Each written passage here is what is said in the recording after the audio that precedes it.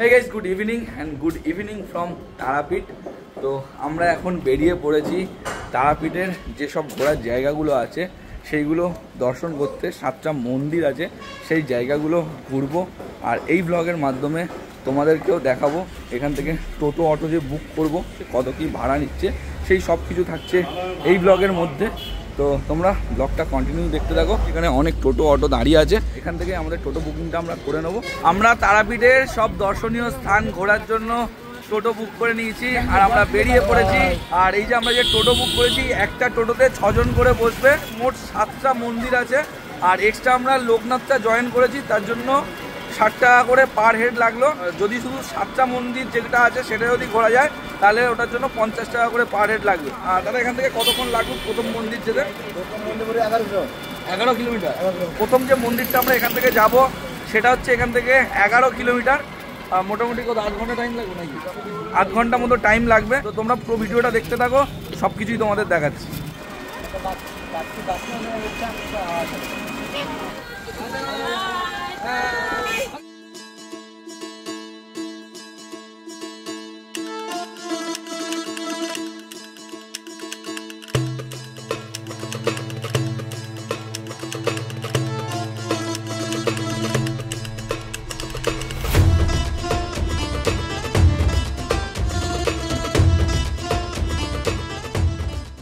আমরা চলে এসেছি আমাদের প্রথম দর্শনীয় স্থানে, সরদি।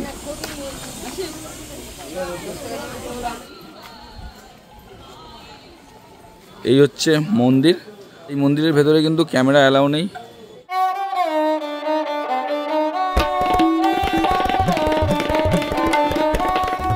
ভেতরে তো ভিডিও ক্যামেরা নিষিদ্ধ, তাই আমাদের ভিডিও আমরা এখানেই স্টপ করছি।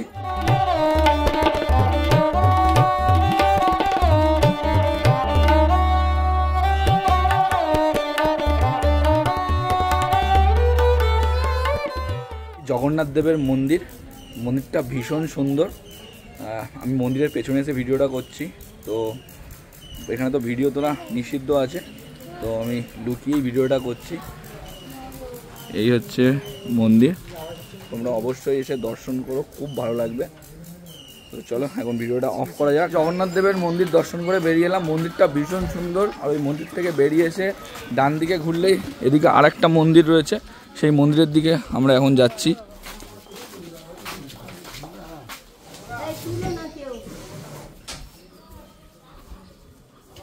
এখানেও ফটো ভিডিও তোলা নিষেধ। তো এই মন্দিরটা আমরা ঘুরে বার হয়ে গেলাম। এই মন্দিরটা হচ্ছে একটা রাধাকৃষ্ণের মন্দির। তো ভেতরটা খুবই সুন্দর, তোমরা অবশ্যই দর্শন করো। আর ওখানে ভিডিও করা পুরোপুরি নিষিদ্ধ ছিল, তাই দেখাতে পারলাম না। এবার আমরা যাব আমাদের পরবর্তী দর্শনীয় স্থান।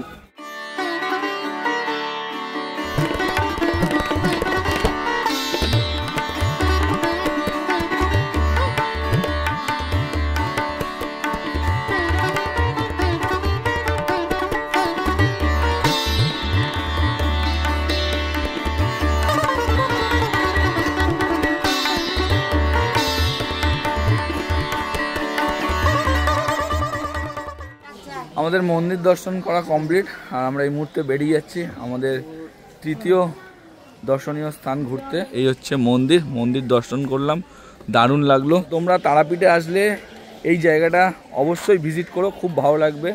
তো চলো যাওয়া যাক আমাদের পরবর্তী দর্শনীয় স্থানে। আমরা চলে এসেছি আমাদের পরবর্তী দর্শনীয় স্থান, শ্রী শ্রী নিত্যানন্দ প্রভুর জন্মস্থান নিতাই বাড়ি। তো এই মন্দিরের ভেতরে ক্যামেরা অ্যালাউ নেই, মানে ক্যামেরা বলতে কি ফোনই অ্যালাউ নেই কোনো। তো ফোনটা আমাদের এই ড্রাইভার দাদাদের কাছে রেখে যাচ্ছি। তো ভেতরটা চলো দর্শন করে আসি, কেমন কি সব এসে জানাচ্ছি তোমাদের। এই হচ্ছে মন্দিরের ভেতরটা। চলো আমরা মন্দিরের ভেতরটা আগে দর্শন করে আসি, তারপর তোমাদের সাথে আবার কথা হচ্ছে।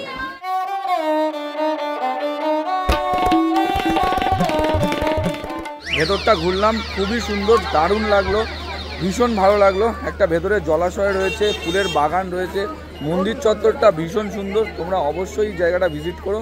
তো চলো এরপরে আমরা আমাদের পরবর্তী দর্শনীয় স্থানে যাব।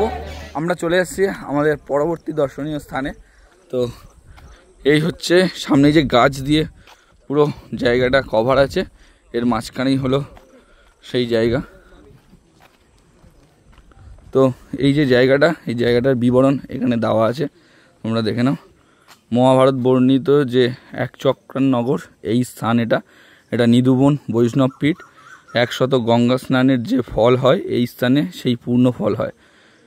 তো এখানে হচ্ছে মদ্যপান করে এই স্থানে প্রবেশ করলে 5000 টাকা ফাইন, জরিমানা আছে। হাফ প্যান্ট পরে প্রবেশ নিষেধ। এখানে ফটো তোলা ও ধূমপান দুটোই নিষেধ। তো এই হচ্ছে আমাদের সেই দর্শনীয় স্থান।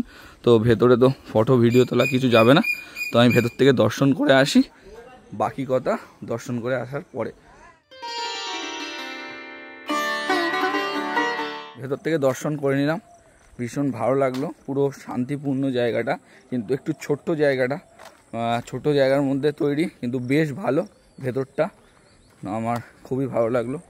তো চলো এবার আবারও যে নেক্সট দর্শনীয় স্থান রয়েছে, পরবর্তী দর্শনীয় স্থান রয়েছে সেখানেই যাব। তো পাশেই আর একটা আশ্রম মতো রয়েছে, সেখানেই যাব।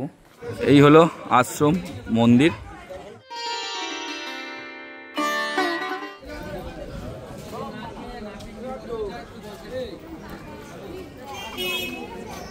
এই হচ্ছে পুরো আশ্রম চত্বরটা, আর এটা হচ্ছে মন্দিরের গেট। এখান দিয়ে ঢুকতে হবে, কিন্তু ভেতরে ক্যামেরা অ্যালাউ নেই। ভেতর থেকে একটু দর্শন করে আসি, তারপর আবার ব্যাক করছি। তো এই মন্দিরটাও দর্শন করলাম, ভালো লাগলো ভীষণ। ভেতরে দুটো বড় বড় শ্রী গৌরাঙ্গ নিত্যানন্দের মূর্তি আছে, বেশ ভালো লাগলো। আমাদের টোটো দাঁড়িয়ে আছে, এবার টোটোতে বসবো, যে পরবর্তী দর্শনীয় স্থান আছে সেখানে যাব। তো আমরা চলে এসেছি আমাদের পরবর্তী দর্শনীয় স্থানে। এর আগে যে দর্শনীয় স্থানটা ঘুরলাম সেখান থেকে একটুখানি কাছাকাছি, জাস্ট 1 মিনিট হাঁটা পথ, 1 মিনিট আমাদের টোটোতে লাগলো, 30 সেকেন্ড মতো লাগলো। তো এই হচ্ছে সেই জায়গাটা, বেশ সুন্দর। এখানে হচ্ছে একটা পুকুর রয়েছে, পুকুরের মাঝখানে একটা মন্দির রয়েছে, চলো সেটা তোমাদের দেখাই একটু। এইখানে জুতো খুলে যেতে হবে। এখানে বড় একটি বৃক্ষ রয়েছে, বট বৃক্ষ। আর এখানে একটু জায়গাটার বিবরণ দেওয়া আছে, একটু দেখে নাও তোমরা স্টপ করে।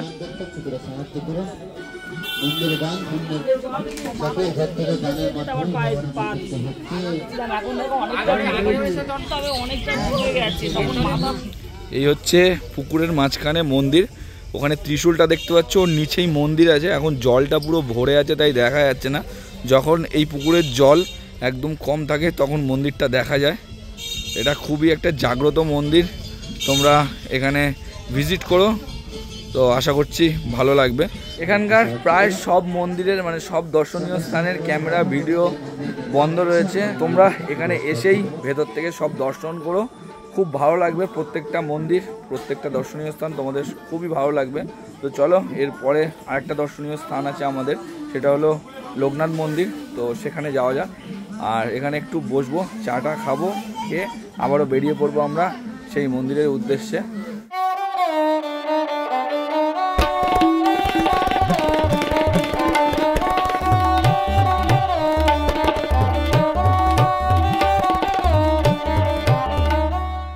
আমরা চলে এসেছি আমাদের শেষ দর্শনীয় স্থান দর্শন করতে, লোকনাথ বাবার মন্দিরে।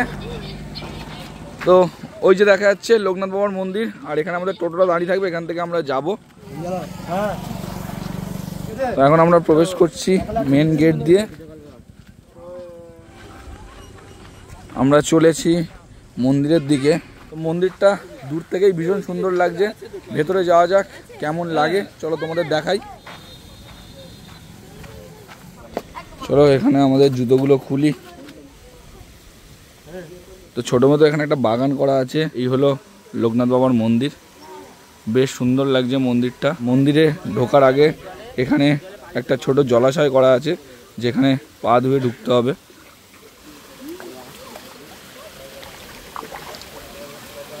আর এখানে ছোট মতো একটা ফাউন্টেন করা আছে।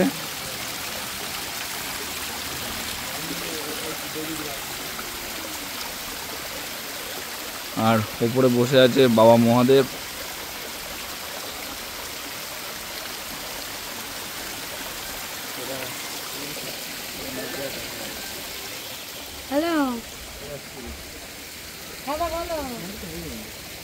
তো আমরা সিঁড়ি দিয়ে উঠছি এবার মন্দিরে প্রবেশ করার জন্য। এই হচ্ছে মন্দিরের ভেতরটা, ভীষণ সুন্দর মন্দিরটা।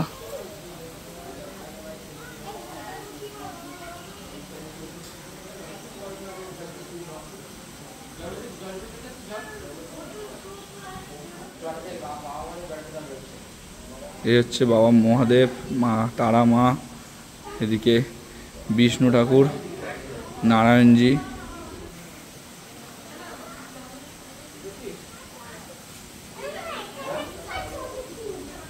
মন্দিরের চারিদিকটা ভীষণ সুন্দর, ভেতরটাও ভীষণ সুন্দর, খুব ভালো লাগছে আমার। তারপর ফাউন্টেনটা আছে, ওই জায়গাটা তো আরোই ভালো লাগছে। মেন যে মন্দিরের এন্ট্রান্সটা সেটাই ভীষণ সুন্দর, তো খুব ভালো লাগছে। তোমরা অবশ্যই এই জায়গাটা ভিজিট করো, খুব ভালো লাগবে তোমাদের। মন্দিরটা ভালো করে দর্শন করি, একটু ফটো তুলি, আবার ফিরছি।